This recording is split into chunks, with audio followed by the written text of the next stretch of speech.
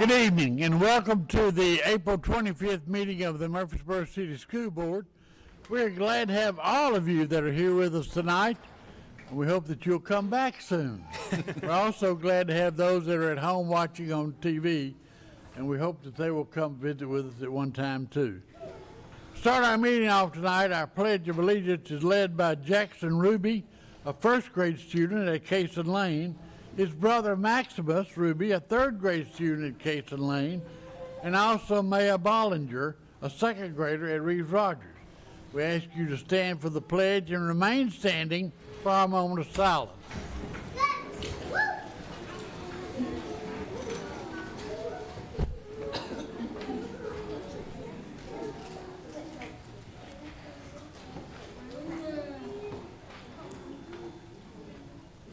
Pledge allegiance to the flag of the United States of America and to the republic for which it stands, one nation, under God, indivisible, with liberty and justice for all.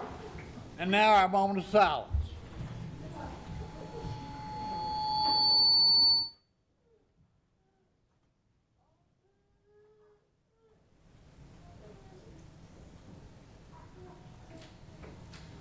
Thank you.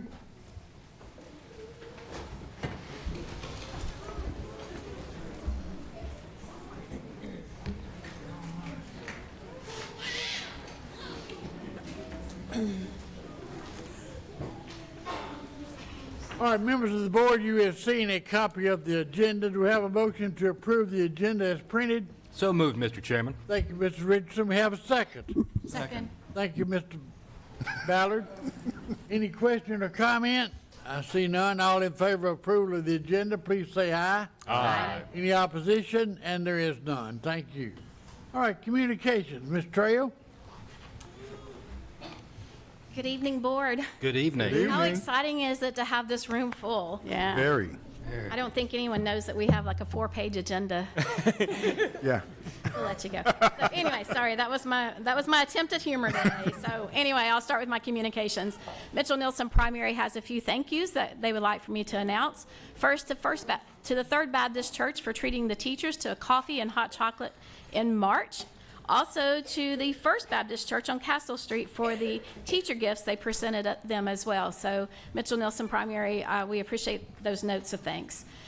Also, just for notes on the calendar, for your calendar as well as our viewing audience, April 3rd through 28th is kindergarten registration, so that's been going on all month and will continue on. We obviously have an art show that is running through May 9th. Wonderful, wonderful artwork on display. April 26th is our Employee of the Year celebration at Copper Ridge, so that's tomorrow night. Hope to see you all there again. April 29th, Science Olympiad will be held at John Pittard Elementary. John Pittard is the host of this every year. It is actually put on by MTSU. May 4th and 5th is kindergarten registration in the school buildings. And May 7th through 13th is Teacher Appreciation Week, and we will be celebrating our wonderful teachers all week. May 18th, we will be saying a few goodbyes to the ones who are choosing to retire this year at a retirement luncheon, and we will certainly miss them. So with all of that said, there's a lot of activities before the end of the school year. Want to take a little bit of time to talk about our STEM Expo winners. So if I could get the students and from Hobgood to join me at the podium. Miss Roan. Want to introduce them to you. So not sure who all's with me, but I'm going to try my best to identify. So if I call your name, at least raise your hand so they know who I'm talking about, okay? So starting out with Betsy Liu, Galaxy Clinton, Jayon Arnold, Jed Vilbert, and Jamison Seals. They were the first. Are all of you behind me? A lot of you are behind me. So they are the first place for the 5th and 6th grades in the STEM research. And they actually had second place overall for 5th and 6th graders. So congratulations.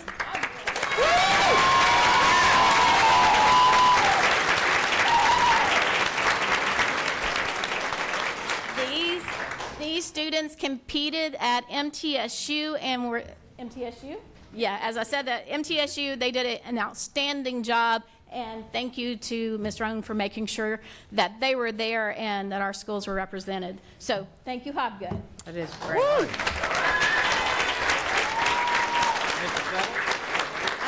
So now if I can get Overall Creek to join me, and Ms. Cosby and Ms. Eaton, if you're here. There's so many students tonight, I'm not sure where everyone is. So from Overall Creek, what a great crew. We have, and I forgot to give certificates, so Ms. Roan, sorry about that. So, once again, from Overall Creek, Miss Ruth Fasisca, there you are, Ruth, C.C. Savage and Elise Beard. They were the first place engineering for 5th and 6th grade with, your project was wildflower bath bombs, right? All right. All right, okay. And they were the 3rd place overall for 5th and 6th grade. So congratulations to you guys.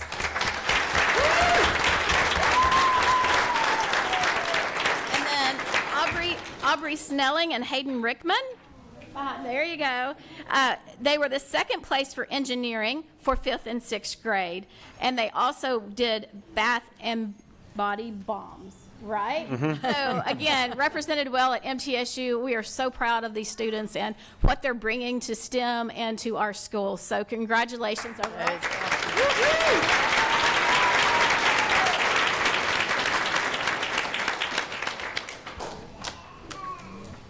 It's like we're always recognizing these district and regional and state winners. It feels so good. Our schools are so well represented. And congratulations to the students and the moms and dads as well.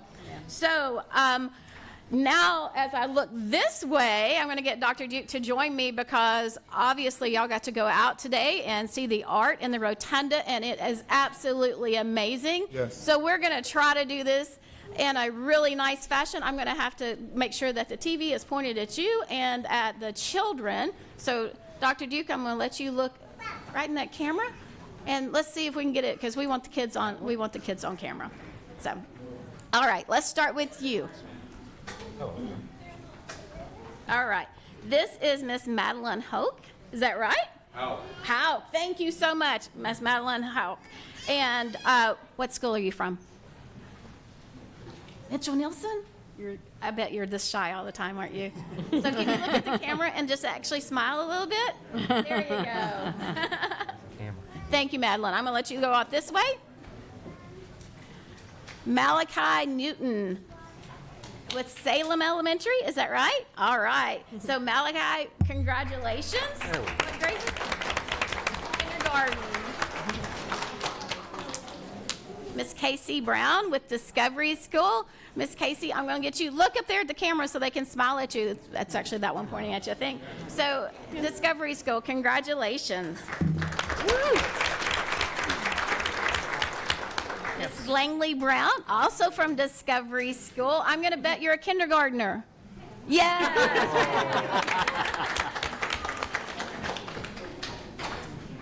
Oh, we got another Discovery. Dawson Carlin, Discovery. I think you told me you were a kindergartner, right? Yes, very good. Yay. Congratulations, Dawson.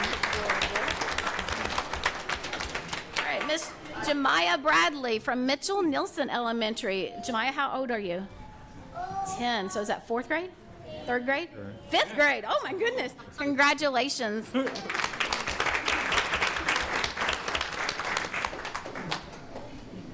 All right, Miss Justice Kennemer? Almost. Okay. Northfield Elementary, congratulations. Your artwork was beautiful up there. Northfield Elementary, Ava Reedy, is that right? All right, let me guess. 4th or 5th grade? 3rd. 3rd. I'll quit guessing. Overall Creek, Miss Kalia Henry. Kalia. Oh, I was doing so well. So Kalia Henry, congratulations. Your artwork was beautiful. I remember it on the wall. Another Overall Creek, Jaylee Tate. Miss Jaylee, are you, give me a finger, what grade? 2nd grade, all right. Very good. Congratulations, Miss Jaylee. All right, from Reeves Rogers, is it Camellia? All right, Alicorn? and is the first place winner for 3rd grade. So congratulations, your artwork was amazing. Hobgood Elementary, Miss Emma Oren. Miss Emma, what grade? 3rd grade. All right. I saw your artwork. It was gorgeous. Miss Maurice Morcos, Overall Creek, 3rd grade, 3rd place. Congratulations. Woo! Irma Siegel, 2nd place, 2nd grade. Miss Mary Naran. Naran. I'm sorry. Miss Mary Naran, 2nd grade. Overall Creek again, Mr. Hudson Stroop. Mr. Hudson, what grade are you in? 1st grade. All right. Congratulations. Oh, here's Overall Creek again. Anaya Mai. Is that right? Ooh, 1st grade, 2nd place. What was your artwork? The little otter? That was Miss Tori's favorite. I thought that's who you were. Congratulations. Black Fox Elementary, Mr. Kingston Corlew. Kingston, congratulations. Are you in 2nd grade? I knew that. Yay.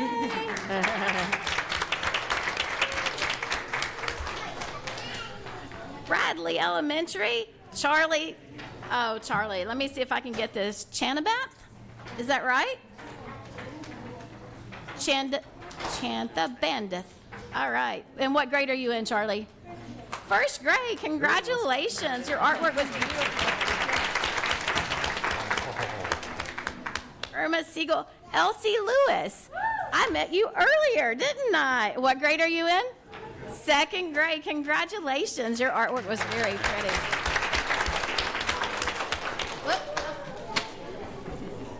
Overall Creek, 1st place in 2nd grade, Miss Esther Tran. And that artwork was gorgeous. Good job, Esther. John Pittard Elementary, Mr. Reagan Mullins. And what grade? 1st grade. Wow. Your artwork was amazing. I am so proud. Congratulations.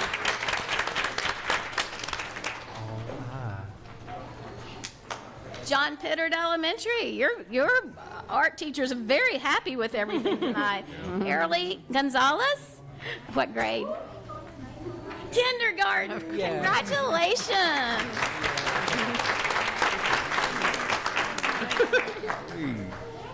Simone Tollett from Salem Elementary. And Simone, what grade are you in? 3rd? 3rd? You talk very lightly. Congratulations on your artwork being displayed. Woo! Oh, 3rd place in 2nd grade from Reeves Rogers is Miss Journey Smart. Congratulations.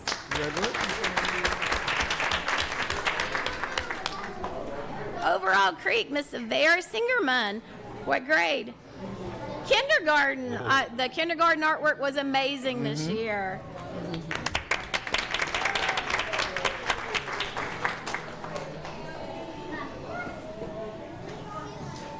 Which one? Northfield? Okay. 2nd place, 5th grade. Beautiful artwork, Miss Daisy CS. Is that right? All right. Congratulations.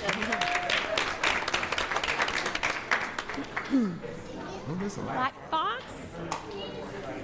Black Fox, Mr. Marlon Macaro Bamica. I hope I got that name right. Did I? Are you kindergarten? No, where are you?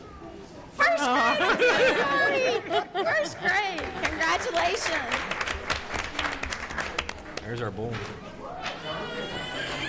John Pittard, all dressed up for us, is Mr. Aiden Guerrero Berubin. How did I go with that name? Congratulations. You did a great job.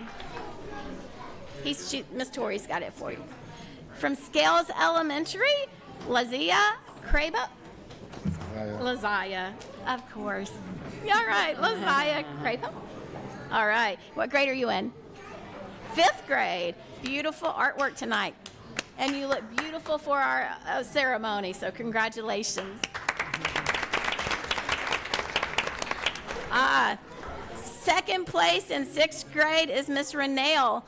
We are getting your certificate for you by tomorrow, okay? And we're sorry. We sometimes mess up, and we messed up on her, but you had beautiful artwork, so congratulations so much.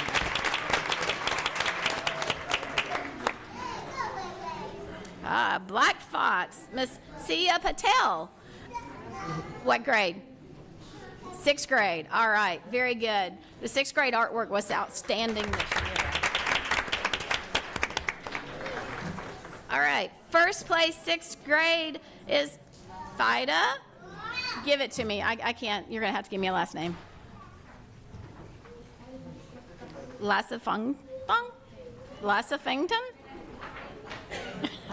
Lassafengthong. Yes. Yes. Great job.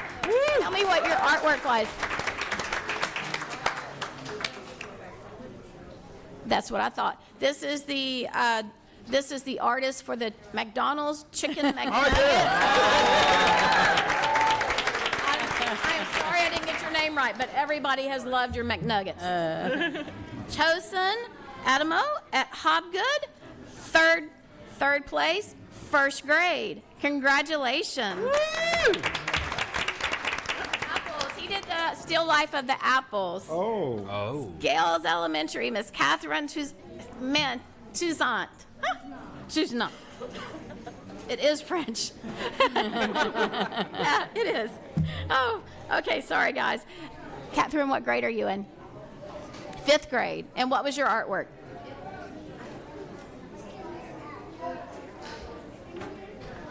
Oh, the rainforest with the birds. Congratulations.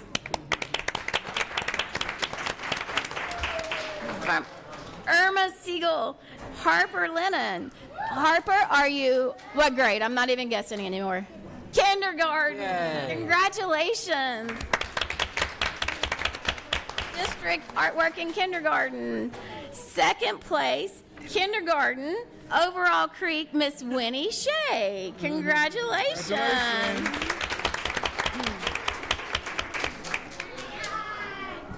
Ember Cole from Salem Elementary.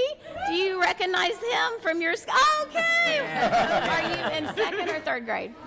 2nd grade. Congratulations.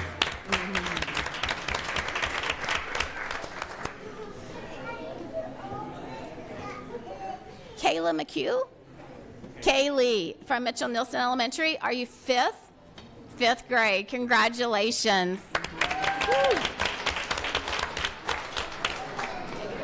Overall Creek. Hadley Stroop. Hadley, what grade? 4th grade. And what was your artwork? The landscape. That was gorgeous. Congratulations.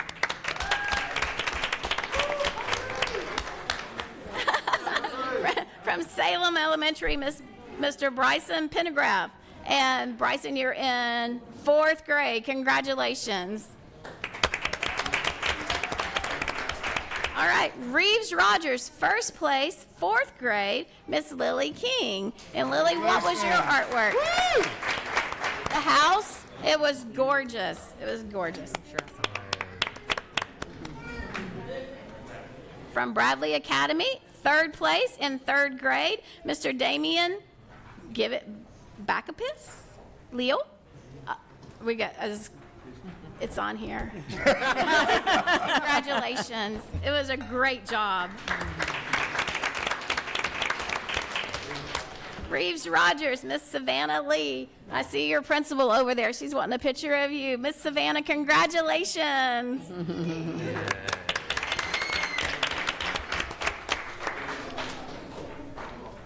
Overall Creek, 1st place and best of show. Woo. So 1st place, 5th grade, best of show, Juliana Woo,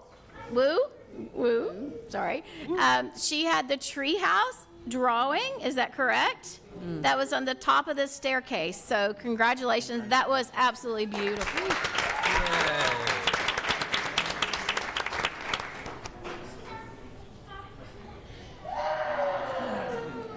Annalise, Cason Lane Academy. What grade? First grade. Well, congratulations. What was your artwork? The robot. I remember that. That was beautiful. So thank you, Annalise. Congratulations. So we had so many. Yay.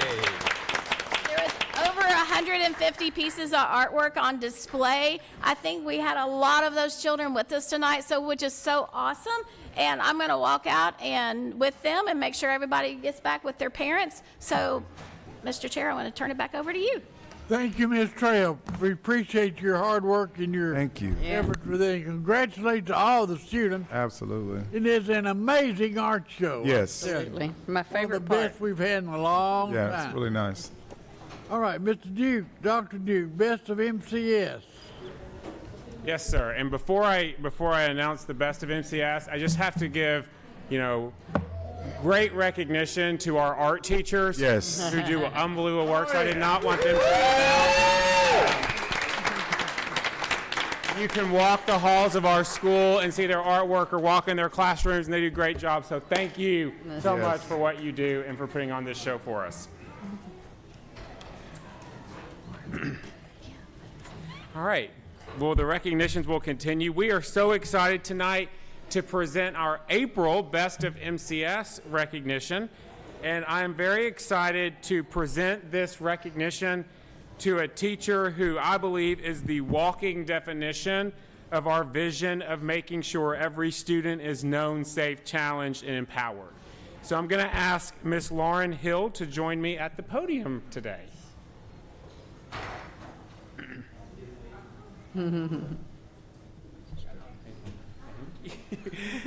Miss Lauren Hill is a third grade teacher at Reeves Rogers Elementary School. She is in her 4th year of teaching, and for all those years, she has been part of the Mustang Nation over at Reeves Rogers. Mustang Nation. All right, Reeves Rogers holds a special place in Lauren's heart, not only because it's the place where she has started and had her teaching career thus far, but it is also the elementary school that she attended when she was a student Wow. here in Murfreesboro City Schools.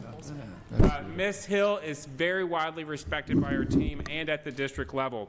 Her principal, Miss Hardiman, told me that Lauren is a dedicated teacher who puts forth care, concern, and dedication to improving student growth. She is a team leader that others look to in the building for guidance and ideas. She is a natural-born teacher that makes a very difficult job look easy. She is consistent with her students in all aspects, and she has a contagious and positive attitude that radiates from her. And I'm going to tell you, I walk by Miss Hill's classroom, the door's shut, and I can feel the positivity that's coming out of it. When you talk to her colleagues, they will tell you that Miss Hill is a devoted educator who gives her all for her students every day. As a lifelong member of Reeves, she's a vital member of the school that steps up anytime her help is needed. She participates in many committees and most recently served as the school's cheerleading team coach. She dedicated countless hours this past season to ensure all the girls were taken care of to become the best athlete they could. Lauren comes to work every day with a smile on her face, looking forward to spending the day with her students. She gives her all to ensure the academic success of everyone that's entrusted to her care, and she does not let challenges stand in the way of changing a child's world. Lauren, on behalf of our district, I want to say thank you for the investment you are making in our students. We are so proud to have you in MCS, and we know we are a better district because you serve here with us. Thank you for helping us shine, and thank you for representing the best of MCS. Woo! Woo-hoo!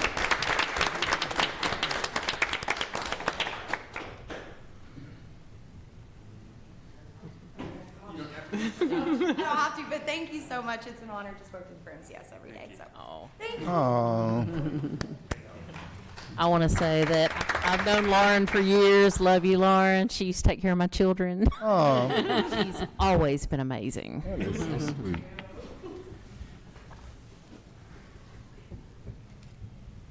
Or do we have a motion now to approve the consent items as printed on the agenda?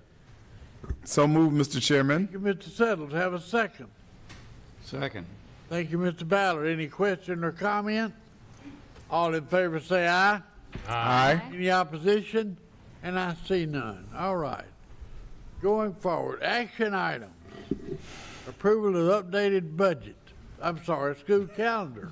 Yes, sir. The 2023-2024 school calendar was approved by the board at the December 13th board meeting. The Curriculum and Instruction Department is seeking a change to the calendar to ensure all of our teachers receive training on our new math curriculum at the beginning of the school year. The current calendar shows Tuesday, August 1st as a school-based administrative day and Wednesday, August 2nd as a district in-service day. The proposed revised calendar switches what is occurring on each day and places the district in-service day on Tuesday, August 1st. The proposed changes have no impact on students or families. So basically, all you're doing is just swapping the activities of the 2 days. Yes, sir. Okay. All right, do I have a motion to approve the updated school calendar? So moved. Thank you, Ms. Long. Do we have a second? Second. Thank you, Ms. Dodd. Any question or comment? All in favor say aye. Aye. Aye. Any opposition? And I see none. Thank you. TSBA Volunteer Recognition Award. I think we're going to let Ms. Moore handle this. I think we're going to let Ms. Moore handle that. Be glad to.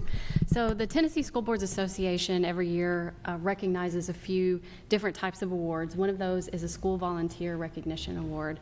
I've been on the board for 5 years. I don't remember us ever nominating anybody, but we have so many great people, as we've seen, that I'd like us to do that. And this year, I would like the board to consider nominating Ms. Patricia Robinson for this award. In the packet, you had sort of a write-up about what she's done. I'm still kind of working on that. I'm still getting statements of support from employees who worked with her and fleshing out her personal story a little bit as well. But you can see from that she started volunteering with city schools in 2011 when we had our Family Resource Center at Franklin Heights. She stayed with a lot of those kids when Franklin Heights kids got scattered, and she's really ended up spending a lot of time volunteering at Mitchell Nielsen. And so she's in the building every week, spending lots of hours for over a decade, really working to support some of our most at-risk students, and I think she'd be a fantastic person to nominate for this award. So the board has to vote to approve this nomination, and then the nomination form is due to TSBA by May 1st. And you making the motion? I'll make the motion that we Nomination. All right, do we have a second? Mr. Chairman, it'd be my honor to second that. All right, thank you, sir. Now, any question or comment? I do want to have a small comment. Thank you, Amanda Moore. I think this is so wonderful that you sought this out. I think this is great. And Murfreesboro City is recognized statewide, nationwide, every other way you can count it.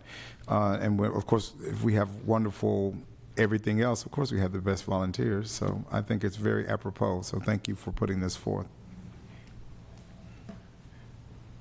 We have a motion and a second. Do we have a motion and a second? We do, so I vote. All in favor of the motion say aye. Aye. Any opposition? And there is none. Thank you, Amanda, very much for bringing forth this nomination. I think it's well deserved. Yes. Approval of board policy 6.3091. Yes, sir. Policy 6.3091 is the district's weapons and dangerous instrument policy. This amendment changes the language of the policy regarding when law enforcement notification is required and adds additional requirements surrounding employee notification. The current language states that notification is required when it is determined that a student has violated the policy. However, the law states notification must occur when the principal or employee has a reasonable suspicion that a student has violated the policy. So with this updated language, we are recommending the approval of the policy. Do we have a motion to approve the policy? So move, Mr. Chairman. Thank you, Mr. Settle. Do we have a second? Second. Thank you, Ms. Dodd. Any question or comment? So basically, the difference is rather than thinking it, the principal notifies or makes the notification when there is some idea that it may be occurring. Doesn't have to wait on it, but the idea. Is that right? Yes, so the way the policy was previously written, it had to be determined that there absolutely was a violation of the policy, but the law actually requires just a reasonable suspicion that the policy has been violated. So the threshold is a little bit lower than actually knowing that the policy was violated. I like that. I think I do that's too. very, very Wise good decision. change. Wow. In light of what some recent events, I think it's very fitting that we amend this policy. I think it's very fitting. Thank you for bringing this forth. We have a motion and a second. All in favor of policy 6.3091, say aye. Aye. Any opposition? And I know there is none. Okay, thank you. 6.311, care of school property. Yes, sir. This amendment to policy 6.311 corrects the title of the safety coordinator and updates who employees should notify for security camera reviews. It also adds items under the jurisdiction of the district in addition to what's under the jurisdiction of the board in the definition of school property. And we are recommending approval of this policy as presented. Okay. Mr. We have a Chair- motion to approve the policy. So moved, Mr. Chairman. Thank you, Mr. Suttles. We have a second. Second. Thank you, Mr. Ballard. Any question or comment? I see none. All in favor say aye. Aye. Any opposition? And there is none. Thank you. 6.317. Yes, sir. This policy outlines the process for the appointment of a disciplinary hearing authority to hear appeals of suspensions, remands, and expulsions, as well as the appeal process. These changes amend the appointment process to align with the current law, which requires the board to appoint members and prohibits any principal in the student school from serving on the DHA for the student versus just the principal. The principal or the assistant principal, the administration. It also removes the director of schools from the disciplinary hearing authority and allows him to appoint a chairman of the DHA, and removes the option of the alternative placement because in MCS we do not have alternative placements. We are recommending approval of this policy as presented. All right, do we have a motion to approve the policy? So moved, Mr. Chairman. Thank you, Mr. Richardson. We have a second. Second. Thank you, Ms. Long. Any question or comment? I see none. All in favor say aye. Aye. Any opposition? And there is none. Thank you. Disciplinary Hearing Authority. Yes, sir. Now that we have approved on first reading that policy, we are bringing before you tonight a recommended list of who would serve on the disciplinary hearing committee. It says the board, policy 6.317, says the board shall appoint no more than 7 members, which would include 3 school system administrators and at least 2 licensed employees. The director will appoint a chairman from the members appointed. So for board approval, we are recommending the attached list of job titles to serve as members of the disciplinary hearing authority should one be needed. Okay. We have a motion to approve the Disciplinary Hearing Authority. So moved. Thank you, Ms. Moore. Have a second. Second. Thank you, Ms. Dodd. Any question or comment? Is this first reading? Yes. So this will get another reading? Or this is the list, right? Yes, this is the list. So this won't get a, Policy. I will say we've, since my term here, and I don't think before him, have never had to put together a disciplinary hearing authority. Obviously, that we want to be prepared should that present itself, which is why we went with the job titles of the roles that would fill that position. thank you. Seeing no other questions, all in favor of the policy say aye. Aye. Any opposition? And there is none. Thank you. 6.402, physical examinations. Yes, sir. This outlines the physical examination and immunization policy for the district. This amendment adds scoliosis to the screening test that the district will conduct on students, and also removes some non-working links. The state is now recommending that students, specifically female students in 5th and 6th grade, be screened for scoliosis through the school screening process. So that adds this to our list of screenings that we will do in the district. All right. Thank you. Have a motion to approve policy 6.402. So moved. Thank you, Mr. Ballard. We have a second. Second. Thank you, Ms. Moore. Any question or comment? I see none. All in favor say aye. Aye. Any opposition? And there is none. Thank you. 6.406, medicines. Yes, sir. This governs the administration of medicine in the school setting. This amendment removes the word self before administrations so that the policy can include both nurse and self-administration, and updates medicine storage information to be in line with state board policy.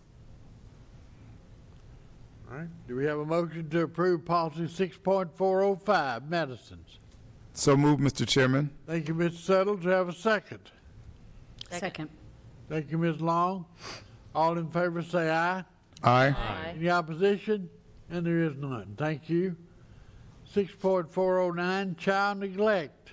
Yes, sir. This policy outlines the district's response to suspected child abuse and reporting, confidentiality, and investigation requirements. This amendment adds language from the law and TSBA's model policy that states that a principal is not in violation of the law by failing to inform parents or guardians that a child is to be interviewed by the Department of Children's Services.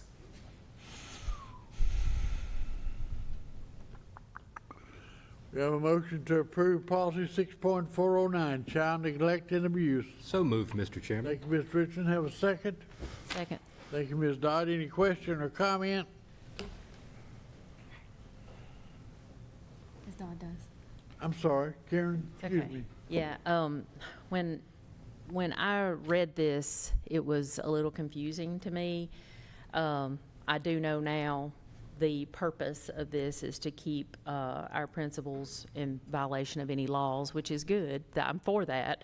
But I didn't like the wording where it talked about the child is to be interviewed even if the suspected abuser is not a member of the child's household, which means that if there is a suspected abuser outside the household, that we still would not contact the parent.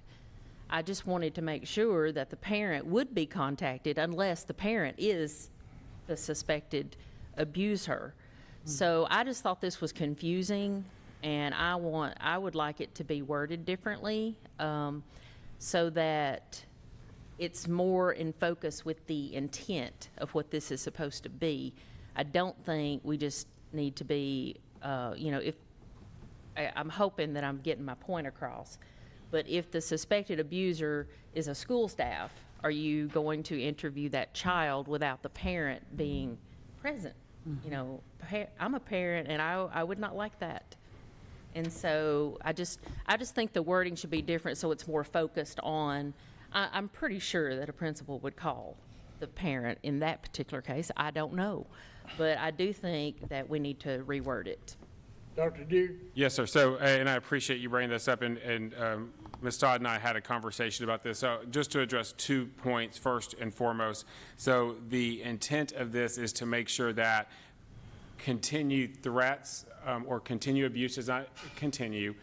To also make sure we're not putting a child in a position where they may be intimidated about a statement for future interviews that need to take place.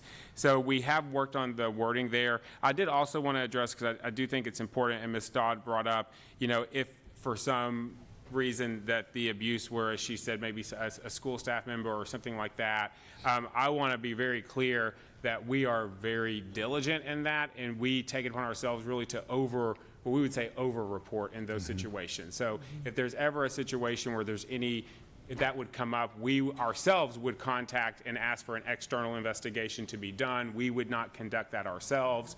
We would have an outside group, whether it's DCS or someone come in and do that investigation. So what the recommended language that we can propose for second reading would be to take off that last sentence and to add the language, due to the possibility that a child may be subjected to further abuse or to possible threats or intimidation, the law does not require a principal to inform the parents that the child is to be interviewed. So we're adding that language around the purpose why the principals are not going to inject themselves into an investigation. Yes, Mr. I like that. Yeah, I have a question. So the principal is not required. It doesn't say that the principal cannot. Am I getting that correct? Correct. This is from an attorney general's position, the line that's proposed, the amendment that's proposed tonight. It says that the principal is not in violation of any law if they don't. And that's because there are situations where the principal doesn't even know DCS is coming until they're at the school front office saying we need to speak to this child. And the law does impose a duty for local government officials to cooperate with DCS investigations. So if DCS is at a school saying we need to talk to this child now, the school does have a duty to make that child available. And there might be situations where the parent is unable to be contacted. They might be at work and have their phone on silent and things like that. So that's kind of what that Attorney General's opinion got to. And I think it's important too, because I know sometimes school officials can be accused of malfeasance if they don't contact parents immediately, or if DCS says, we'll contact the parent, please don't. And so this kind of just outlines that it is not an act of malfeasance if they don't. So it's more or less of a protection for our school administrators to shield them from that possibility of a parent or anyone saying, well, we're obligated to this. And this is concerning DCS investigation. This is not concerning law enforcement investigation. Correct. We have a separate policy that governs interrogation by law enforcement, which is not. I know it's not up tonight.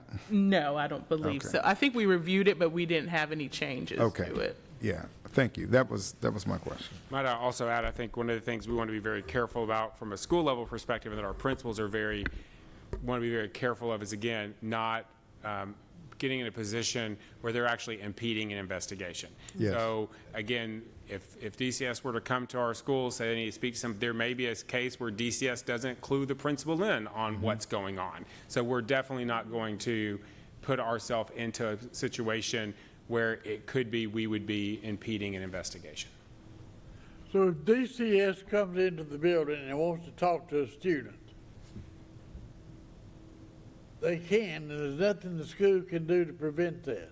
Is that correct still?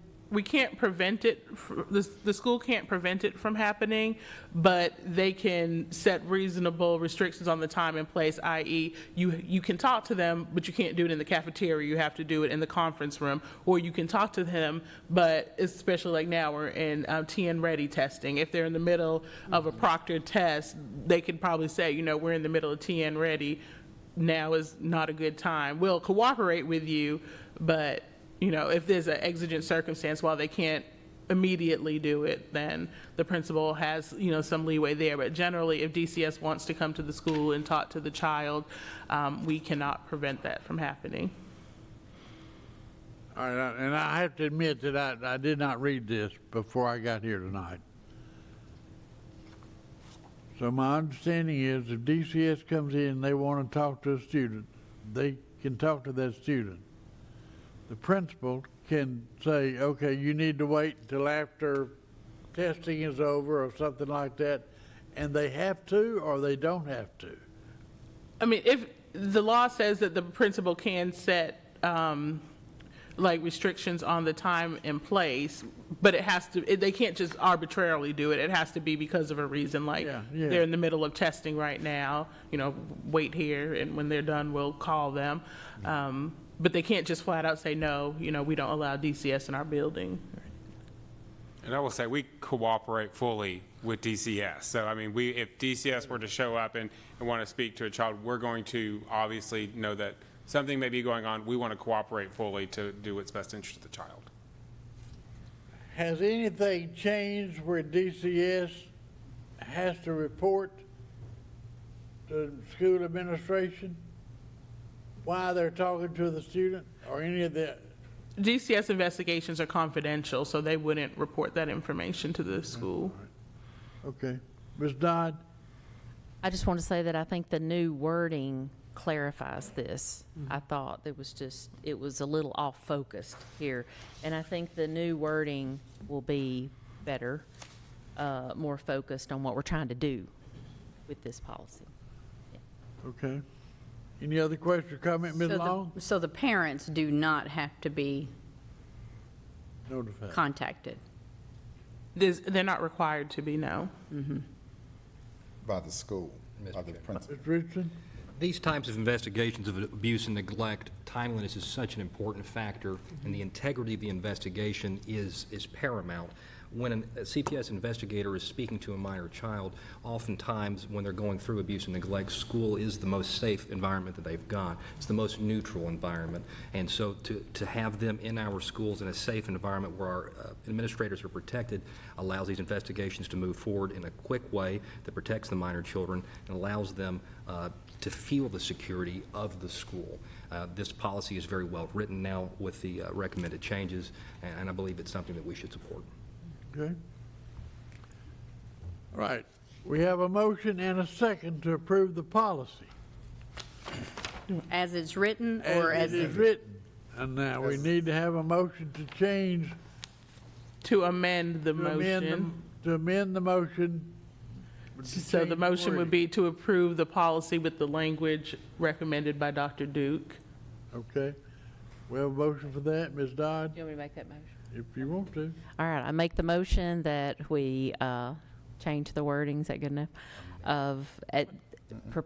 The wording proposed by Dr. Duke.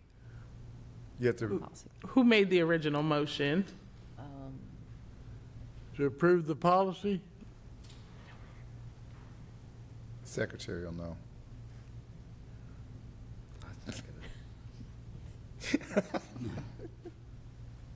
So no, I do not have a motion for I don't know that we've had a motion to Okay. approve the policy. Well, We did, someone did. I think we did. Well, that's true. You could just say, I move to amend the motion Okay, I can just, by adding the language recommended by Dr. Duke. okay. So I make a motion to amend this The motion. with the motion, with the, with the wording recommended by Dr. Duke. Second. So everyone has to vote on her amendment Right. All now. right, now, all in favor of voting on the amendment, say aye. Aye. Any opposition? There's no. So now the motion has been Now we need amended. to have a motion to approve the policy as amended. Yes. Have a motion for that. So moved. Thank you, Mr. Settle. Have a second. Second. Thank you, Mr. Ballard. Any question or comment? All in favor say aye. Aye. Opposition, there is none. Thank you. So for clarification, is this first reading? This is Yes. This is just first reading. Because we could have just amended it, we could have just passed it and asked you to change the language and brought it back second time with the changes, right? You could have, but this sounds This is so more much more fun. official. Okay, I just want to make sure. And I appreciate everyone, sticking with me being the rookie up here. That rookie thing is going to run out in just about. Oh, but I've never done that before. So, I loved seeing your eyes go back. All right, Thank y'all. policy 6.415, student suicide prevention. Yes, sir. This policy outlines this district student suicide prevention policy. This amendment adds language advising employees to use our suicide screener approved by the district in determining the student's risk status for suicide. This screener enhances the ability to determine whether a student is at imminent risk and helps school counselors know when to call mobile crisis or 911. All right, do we have a motion to approve policy 6.415, student suicide prevention? So moved, Mr. Chairman. Thank you, Mr. Richardson. We have a second. Second. Thank you, Ms. Moore. Any question or comment? I see none. All in favor of the motion, say aye. Aye. Any opposition? And there is none. Thank you. Board policy 6.503, homeless students. Yes, this policy oversees our education of students experiencing homelessness. This amendment updates the title of the board's designee who acts as our system coordinator for students experiencing homelessness. Okay. We have a motion to approve the policy. so moved. Thank you, Ms. Dodd. Have a second. Second. Thank you, Ms. Long. Any question or comment? Question and All right, comment.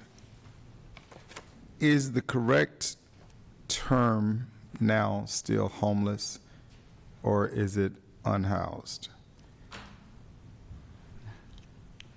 And I know it sounds like hair splitting I'm going to let Ms. Adams take that. I'm going to let her come to the podium and take that. yeah, It's living in transition because we feel that most of the time families don't have a steady, stable place Yes. to live, and so they're in transition. so that's, when I heard the policy and looked at it, that was the first thing that stuck out to me because homeless carries such a negative connotation, and most of the well, I shouldn't say most, but a lot of the students are, as you say, in transition. Point of transparency, I just recently had my grandson staying with me, he and his mom, because they didn't have their own place. They were in transition. They weren't necessarily homeless. They were living under our roof, which is fine, but that's not his residence. Mm-hmm. So do we have to use the word homeless here, or can it change, or does the policy have to say homeless, or can it say students in housing transition? I don't know. I think let us look into that and get back with you. The way the state classifies it is one thing I'd want to look at specifically, and how they do it, because we, through our database and so on, how we track students and how we classify students for purposes of services specifically, and making sure they're getting the right services. So I just want to make sure, we want to go back and look at that to make sure that if we change the title of the policy, we're not inadvertently maybe misleading what those supports are. So if you're okay with that, we'll go back and look at that before second reading. Yeah, because I'm guessing there can be, kids that are literally, I don't know, in that are literally homeless, don't have a home at all, and then there can be some that are, I don't know. So there's a federal law, the McKinney-Vento Act, which governs, and that sets a very specific definition of who would qualify, and they use the term homeless in that act as homeless. You have to not have adequate fixed nightly residence. So I would say in your case, that wouldn't be homeless, because people who might be roommates or living with somebody else, right, couch surfing, that's not fixed. But if they are saying, I'm going to live with Grandpa David for 6 months, that may or may not, I know nobody believes I could be a grandfather. I know, it's shocking. Wonderful boyish look. I say that to say that's a consideration as well, because it's a defined term in the McKinney-Vento Act as well, so.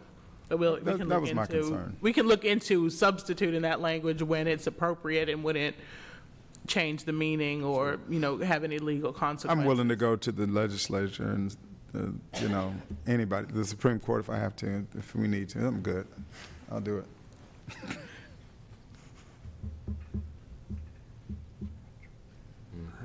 All in favor of the motion to approve the policy, say aye. Aye. Any opposition? And there is none. Thank you.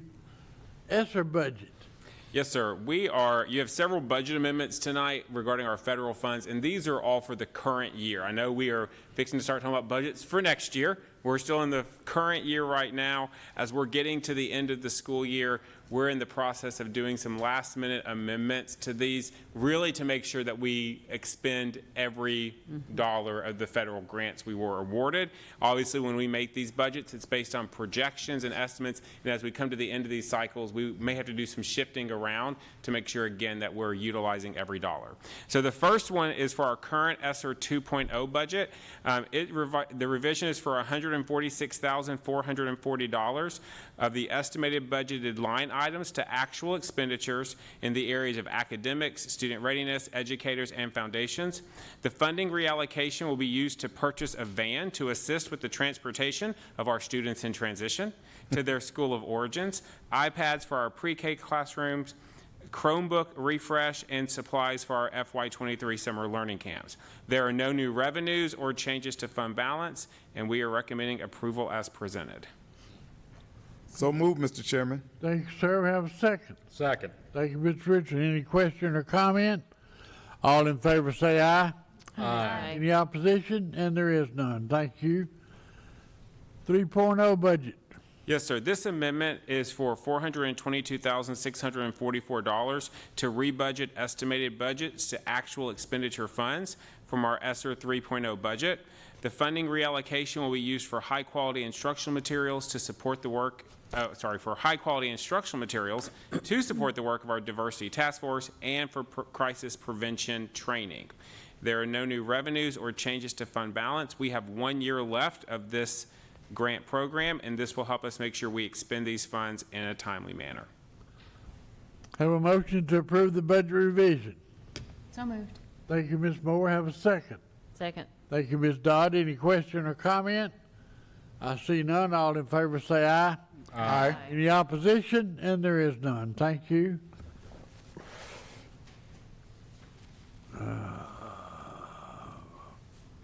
Federal grant budget. Yes, we're at the Best for All federal grant budget amendment. This amendment for $305,613 rebudgets the previously approved budget for 9 Tier 1 educational assistants. This funding reallocation will be used to fund salaries and benefits of 2 full-time academic interventionists, the coordinator of reading for 3rd through 6th grade, and half of the coordinator of assessment and data. There are no new revenues or programmatic changes. I do want to take a minute and explain this because this one is a little different. The next budget amendment is for our 10 All-Core grant program, and we were using funds from that grant and the Best for All grant to fund those that additional support for intervention. We did that because we were under the assumption that that 10 All-Core grant would be a 1-year grant, and we wanted to fund it for 2 years. We have recently found out we'll be getting that grant again next year. So what we thought were going to take 2 years, what we thought we would have to spread over 2 years, we have to spend in 1.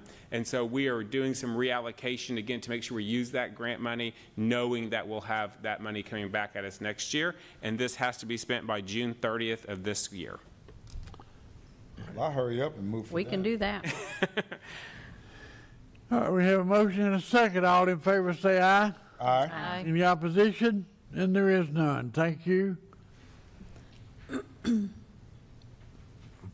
TNAII budget? Yes, sir.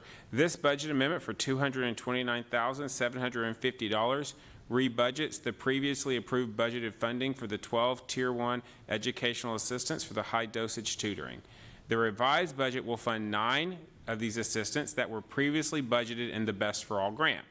In addition, the grant also funds stipends for teachers who do extended contracts, laptops for EAs, and instructional supplies, materials, and equipment to support our tutoring program. There are no new revenues, and we are recommending approval. So moved, Mr. Chairman. Thank you, Mr. Richardson. Have a second. Second. Thank you, Mr. Rich. I'm Mr. Settles. I know we Settles look made the alike. motion, Richardson made the second. All in favor say aye. Aye. Opposition, there is none. Thank you. Schools grant budget. Yes, sir. The revision to our current Safe Schools grant budget, and as we discussed in the budget meetings, this is the last year for this grant. It will be going away under TISA, and this transfers $14,459 to the communications line from savings in our staff development line. These funds will be used to purchase additional licenses for an emergency notification system. There are no new revenues or changes to fund balance, and we are recommending approval so these funds can be expended by the June 30th deadline. So moved, Mr. Chairman. Thank you, Mr. Richards. Have a second. Second. Thank you, Mr. Settles. Settles. All in favor say aye. Aye. Any opposition? And there is none. Thank you. Consolidated administrative budget. I have a question, Mr. Chair. I'm sorry, Mr. Ballard, excuse me. On the approval for the budget, $14,459 does that include, does that get us to all the telephones now? That is increasing the licenses, yes. That will increase it for the entire district. Okay, so the entire, and so that will be, since we have to spend it by June 30th, that means we'll be online with that by June 30? We are working through that. We will, about the actual rollout of that program. Well, I think it's a very good program, so that's why I asked the question. I think it'll be well worth its money. Absolutely. All right, we're ready for consolidated amendment budget. Yes, sir. This is to an amendment of $200 to revise line items from beginning of the year estimates to end of the year expenditures. We're transferring $200 for medical insurance, dental insurance, and fringe benefits from savings in staff development. Have a motion to approve the consolidated administrative budget amendment. So moved. Thank you, Ms. Long. Have a second. Second. Thank you, Ms. Moore. Any question or comment? All in favor say aye. Aye. Any opposition? And there is none, okay? Original grant budget. Yes, sir. The ELC amendment of $29,015 is to rebudget funds from savings and labor and benefits to move to medical insurance, other fringe benefits, drugs and medical supplies, and health equipment. Additional supplies such as thermometers, disposable supplies for clinics, utility carts, and CPR supplies will be purchased, and we are recommending approval so these funds can be expended by June 30th of this year. Have a motion to approve the approval of the ELC original grant budget. So moved. Thank you, Ms. Dodd. Have a second. Second. Thank you, Mr. Ballard. All in favor say aye. Aye. Any opposition? And there is none. Thank you. Revenue and expenditure report.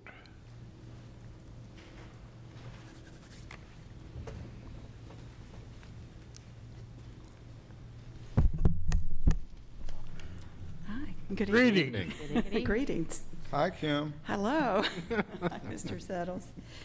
So before you tonight, we have revenues and expenditures as of the end of March, March the 31st. And we have collected about $10 million more than we have expended to date. Now, we will have a catch-up period in our teacher expenditures at the end of the year. This will, on the revenue side, this will be the last month of the large county property tax receipts. After that, we still receive county property tax money, just not as much.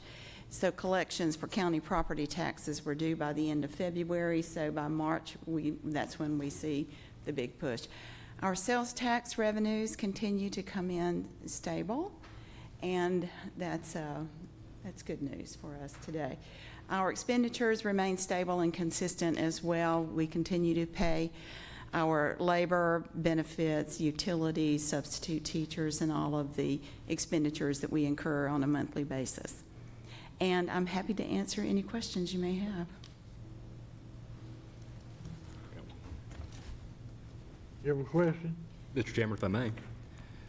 Do you recall in the past maybe 3 years, and this is a big question that I didn't prep you for, where sales tax had gone down and then jumped back up?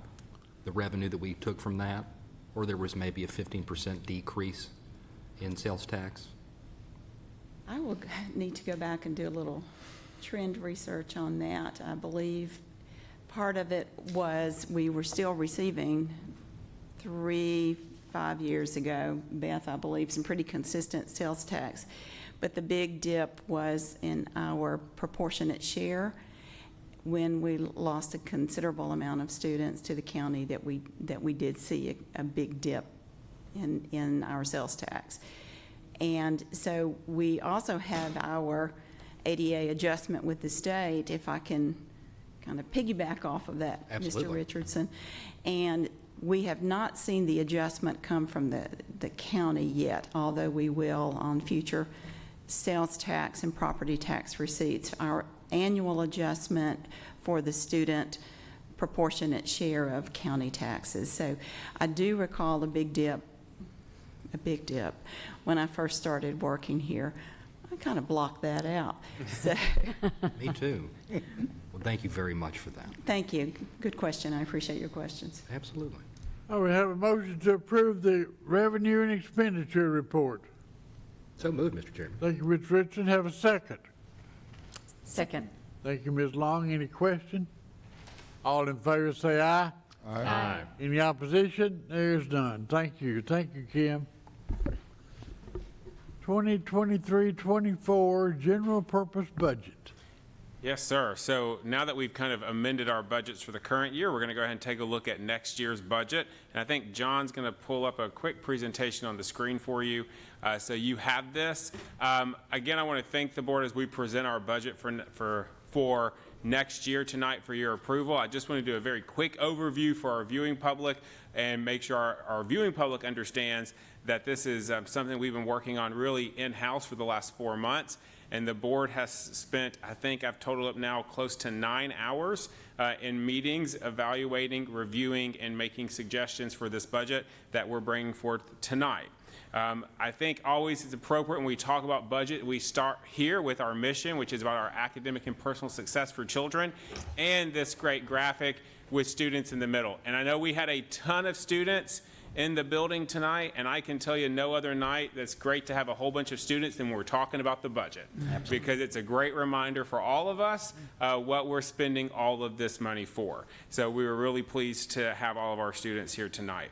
And of course, making sure that everything we do aligns to our 5-year district plan as we continue to outline that.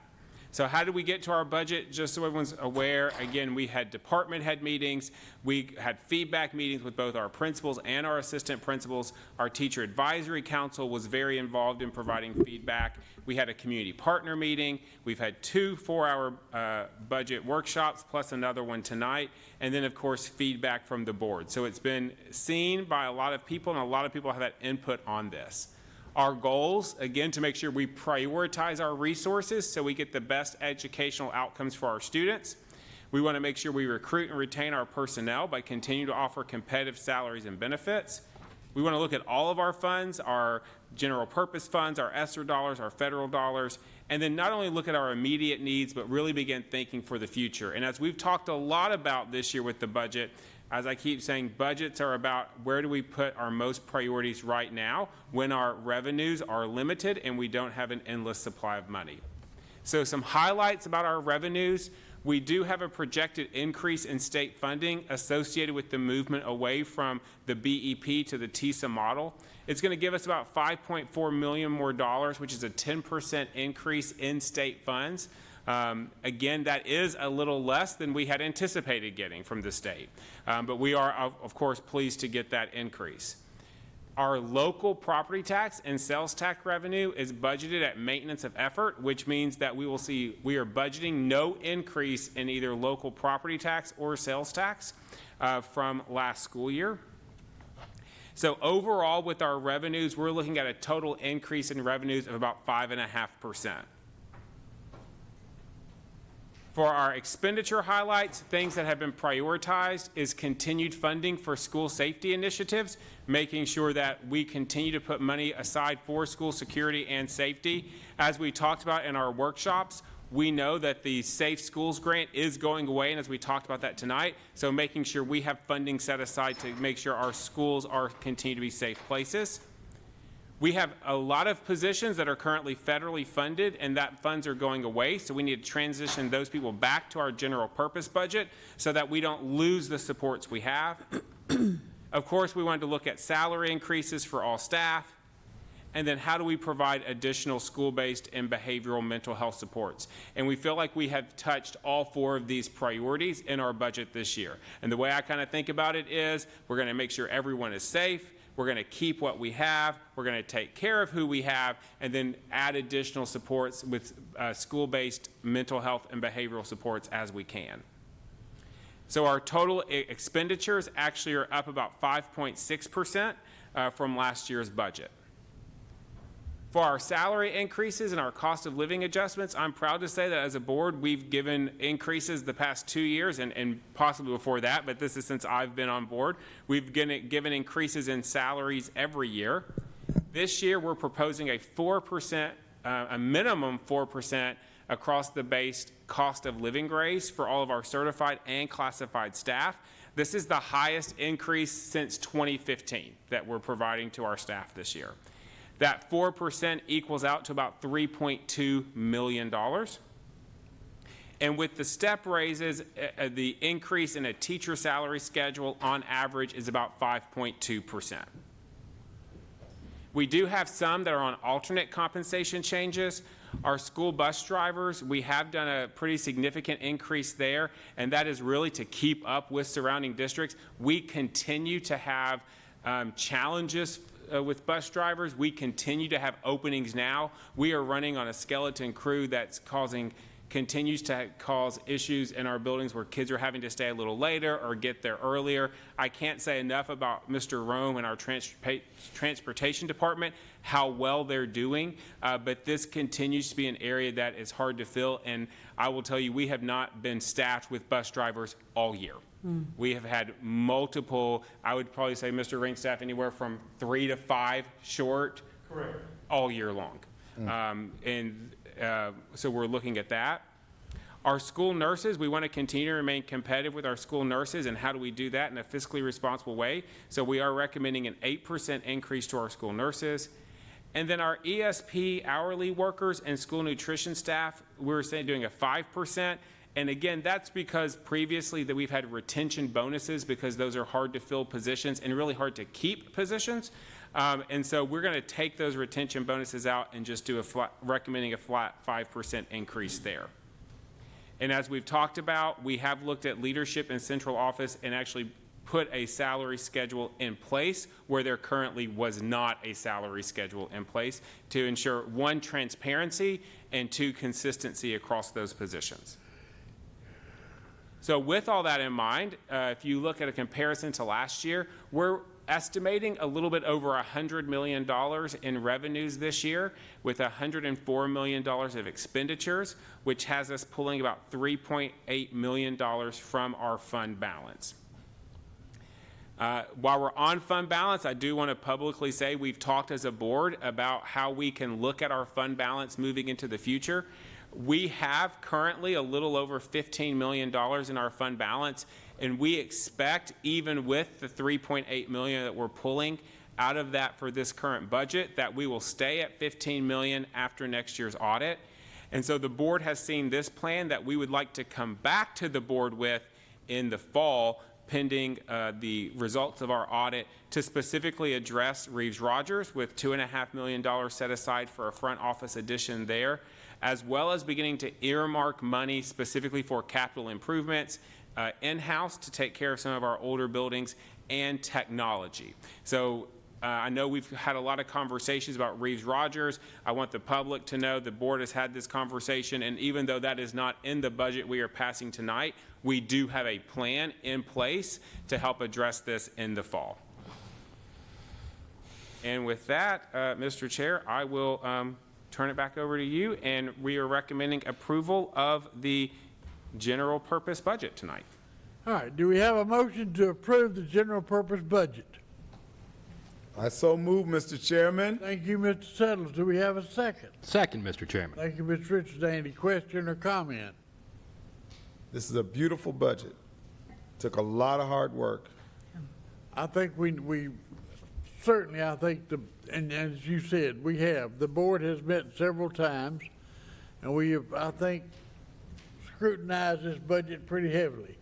Yeah. And I think it's one that we can adopt and we can approve and we can support because, and we certainly appreciate Dr. Duke and Ms. Williams and all the finance people and all the staff and everybody on presenting this budget, bringing this to us. I feel very comfortable with it, and I do hope that we approve. Any other comment or question? Ms. Long? Just for the general public, what is the timeline on Reeves-Rogers? So our intent would be our audit will start of this year in July 1. And hopefully by October, early November, we'll have a really good sense of where we are. And once we have that sense, we'll come to the board. Again, we have kind of the plan written.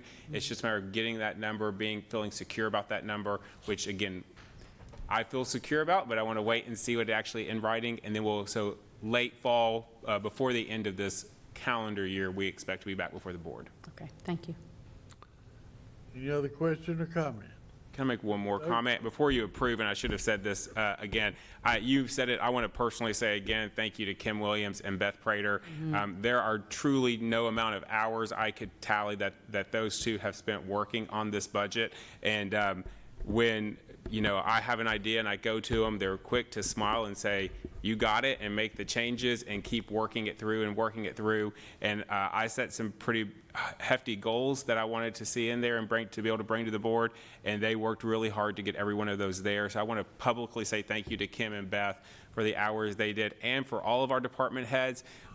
With the revenues being more limited than we had anticipated, we had some really tough decisions to bring to the board and for the board to give us direction and to work with department heads who came to the table saying, this is something that you can remove from my budget because I know what they need to do may be better aligned with our goals. Yeah. It was truly a collaborative effort. It wasn't, I'm going to, take care of mine. It was how do we as a district meet the goals, and our department heads came to that as well. So I just wanted to publicly say thank you to them for that hard work. That's incredible. Totally agree.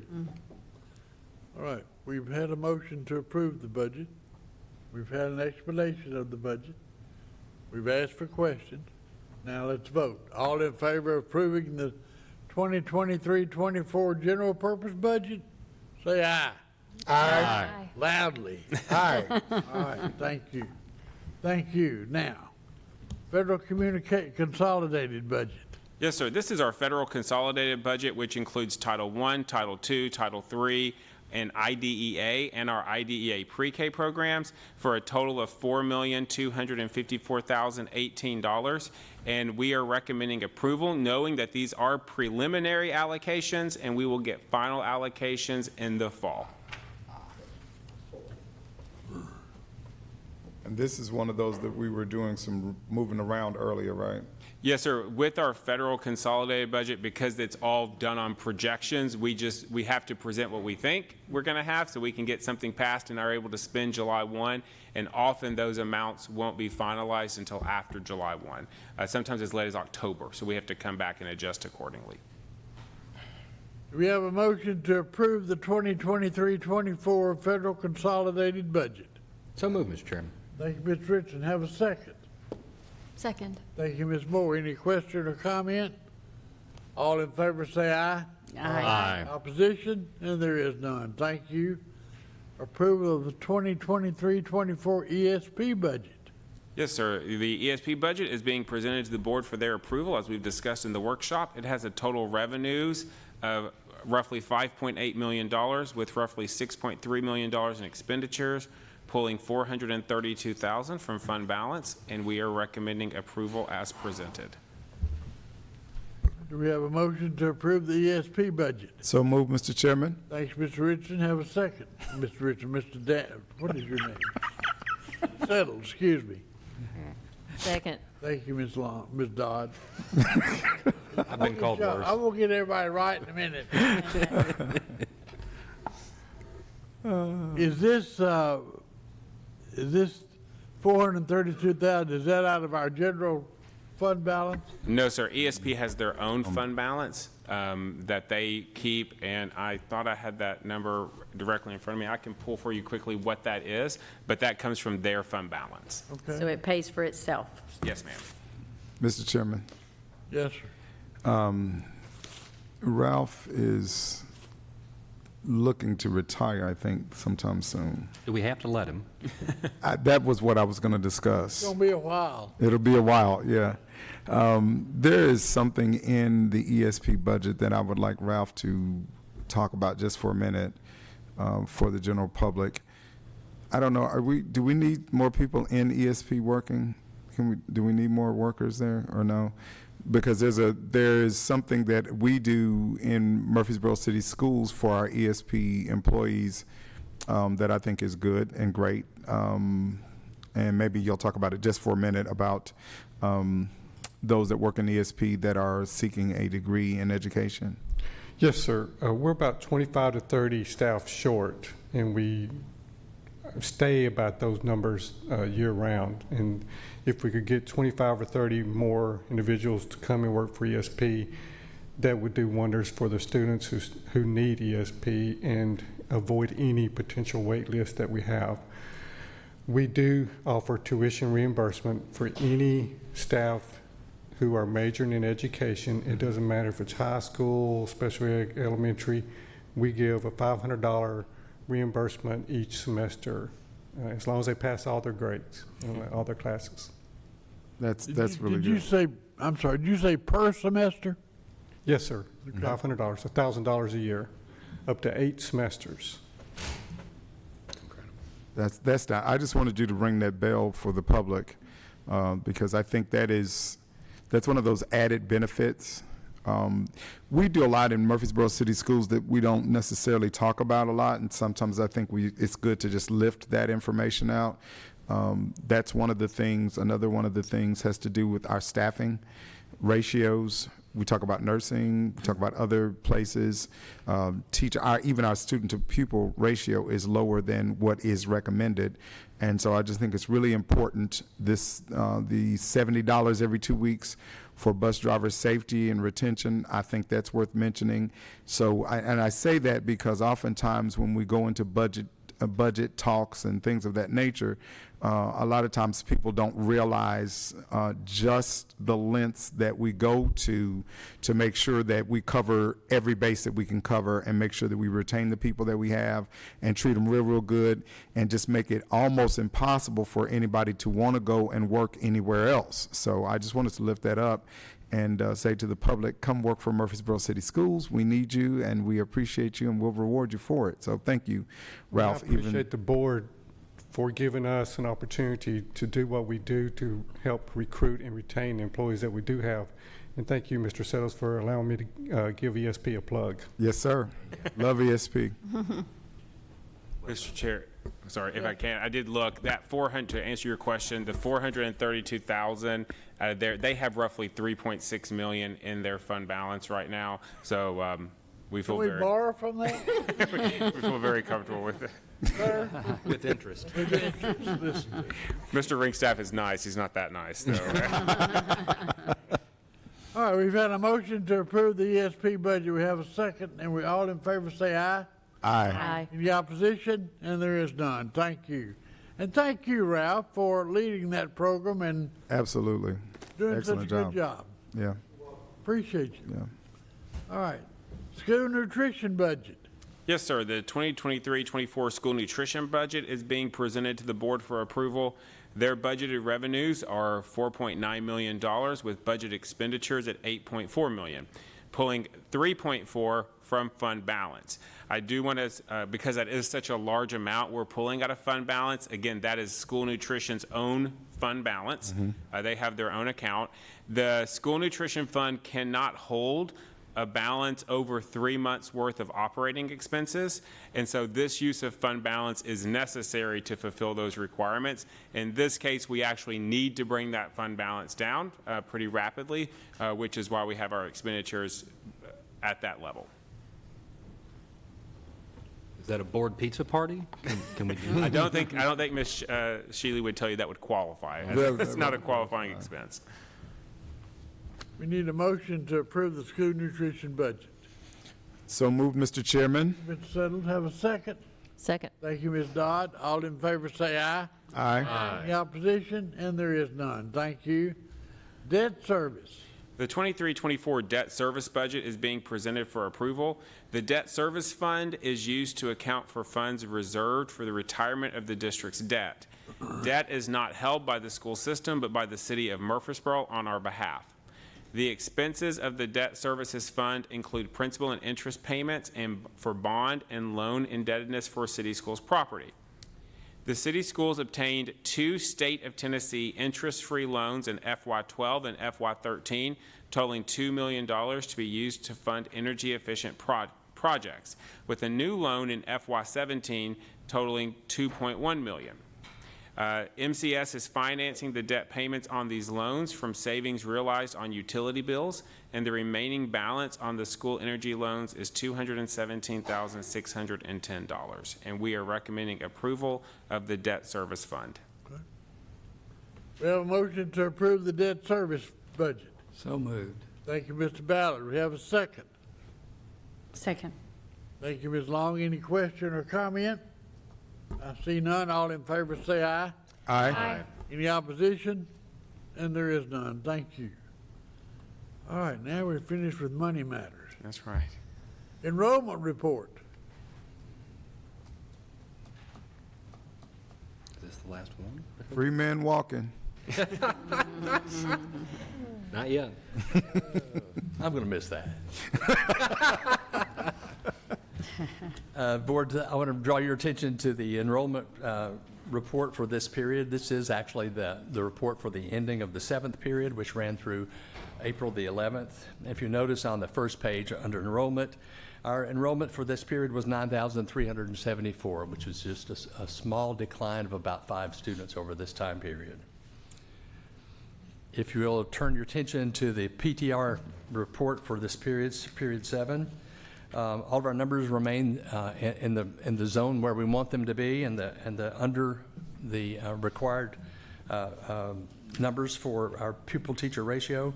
If you look at the bottom of the page, you'll see that our ratio for kindergarten through third grade is across the district is 1 teacher for 18.66 students. For fourth grade through sixth grade, it's 1 teacher for 20.01 students. So that puts us at the desired level. Excuse me. Excuse me. On the next page, our truancy report. For period 7, we have 372 students who have reached that level of 10 plus unexcused days. So that number's higher than we want it to be, but we are working on that, and that's something that we're going to miss Ms. Taylor's efforts. But we know that we can continue our efforts to try to make sure that parents get their children to school. And on the last page, our chronic absenteeism report. For period 7, we have 1,365 students. That's a decline from the last reporting period of about 100 students. And that's the anticipated direction that we see these numbers fall. We hope that it'll continue to drop as we know this has been a great month. We have a lot of students. Our attendance this past 2 weeks have been really good. On most days, students are there for the test, and I think that's really important. So that's a good report, and we hope to see that number change into the positive. Average attendance was down a little bit last month? Yes, about average attendance was 94.2%, so that's down just a little bit. We normally run around 96, 95, 96. Okay. Mr. Chairman? Yes, sir. I want to ask Joe, and I don't know if I should ask Joe or Sherry, but what are we hearing in our schools as far as how testing has been going? I'll have to defer to Sherry for that.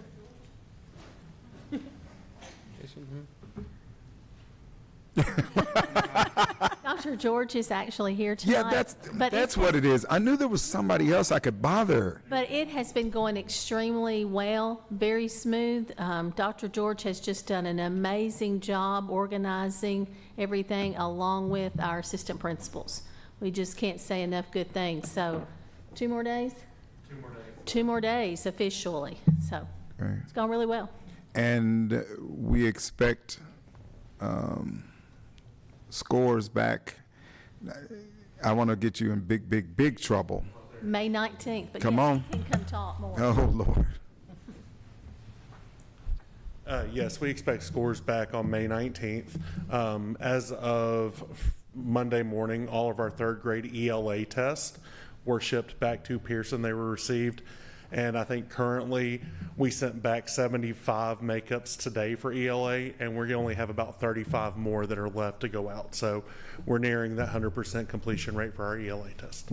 Excellent. Beautiful. Thank you for that. If I might add, because this is something I think as we get closer, and Dr. George and Sherry have worked really hard on, is, as he said, we will get scores back the 19th. That's specifically important for our third grade families. Yes. That's the Friday before the last week of school. We sat down this week, and we actually have a timeline of what all has to happen the last week of school. That includes us making sure we identify every student and whether or not they were proficient. For our not proficient students in third grade, making sure we have a chance, there is a retest available. We want to retest them that week to hopefully make sure that that's taken care of. And then really identifying every student who will need summer school for promotion and making sure we are calling those parents, getting them registered. Our goal is to make sure every student has a promotion pathway. And so that's going to take really some Herculean work by both our principals, our assistant principals, Dr. George and Miss Arnett, that last week of school. So the last week of school this year will probably look very different than traditional last weeks of school. Sure. And Barbara can correct me on this, but there were some last-minute changes and tweaks to that third grade retention law. However, they won't take effect until next year. Am I correct? That's correct. So They families. won't take effect until the fall. So Okay. the law stands as it is. I was impressed, and I don't know who did it, the schedule for testing. Whereas used to, we started on Monday, we went through Thursday and tested every day. But now that has not been done this year anyway. I don't know if it's that way before or not, but I like the change in not doing it every day consistently. I think I think that's a good change for students. And I give credit to Dr. George working with the assistant principals to come up with a good schedule. So that was his leading that effort. That's beautiful. Thank you. Thank you, Mr. Marlin. Personnel report. You have the personnel report in front of you, and we're happy to answer any questions you may have. I do just want to point out, you will see quite a few resignations with custodians. That's because they are now ABM employees and no longer our employees. So don't panic. Most of those are still in our building every day. All right. All right, Dr. Duke, it's your turn for an update. Yes, I know it's been a very long night, so just a few quick updates for the board. Hope you saw the press release that went out that we have closed on the new Cason Lane pre-K building that was closed on last Friday. They have reached out to us and are actually letting us take possession of that, the city, a little earlier than expected, which is going to be great for us to get in there and, again, make sure that we're ready to accept students. So that'll be 8 of our pre-K classrooms that'll be transferring to that building. We're very excited about that, but that is officially a done deal, and that has been taken care of. I want to thank Mr. Huddleston and the entire city of Murfreesboro for really helping spearheading that project for us. And what we say, I keep going back to, I called and asked for a bicycle, and they offered me a Harley Davidson, and we took it. Thank you. And we took it. We took it, that's right. Sherry mentioned TCAP testing. As she said, Thursday is the last day for that. We'll be done wrapping that up in our buildings. We did get a new summer school allocation. I want to point that out. When we received our summer school allocation this year to fund our summer school program, it was down about 38% from what we had gotten the year before. And so we had some conversations, actually reached out to Senator Shane Reeves as well, just to make sure he was aware. And as of last week, we have, and all the districts in Tennessee have received allocations up to what we had previously. So that funding has been restored. So I want to thank our local representatives that help express our concerns with that. That's going to be very helpful for us. Tomorrow night, as Lisa said, as a reminder, is our Employee of the Year event. So we're looking forward to that. And because it's the final, our May meeting, our next May meeting will actually be at Black Fox Elementary. So we're excited about that. But that means that this is Miss Taylor's last night on TV with us. So I wanted to, again, publicly, since this will be my last public opportunity, to tell Miss Taylor thank you and how much we're going to miss her. We'll celebrate with her on the 9th, but for all the citizens of Murfreesboro, just to say thank you for your contribution to our school system, and best of luck in your new wonderful endeavor that you're about to work on. Miss Taylor did tell me during the reception that she would be glad to come back and harass us. Yes, we did volunteer that. You know where to find us. And I'm sure you're going to watch all of our meetings online. Yeah, I'm going to request to speak every board meeting. I don't live in Murfreesboro, but don't hold that against me. You know, you have to have 2 people to approve that request. I have one. I got you back. May not have the second. You can let me ask the questions that you wish people would ask. We do appreciate the work that you have done here. You have been fantastic, and I think all of our board, and I'm sure probably all of the central office staff, regret that you're leaving, but we understand. Definitely understand. Yeah. But come back to see us sometime. I will, and the pleasure has been mine. You guys have been a great board to work for. Central office has been a great central office staff. I don't think I could have asked for a better board to work for, so I appreciate you all for that, and it has been my pleasure. Thank you very much. We love you. All right, anything else come before this board tonight? Other than that, do we have a motion to adjourn? So moved, Mr. Chairman. Thank you, Ms. Richardson. Have a second. Second. Thank you, Ms. Dodd. All in favor say aye. Aye. What is a retirement thing?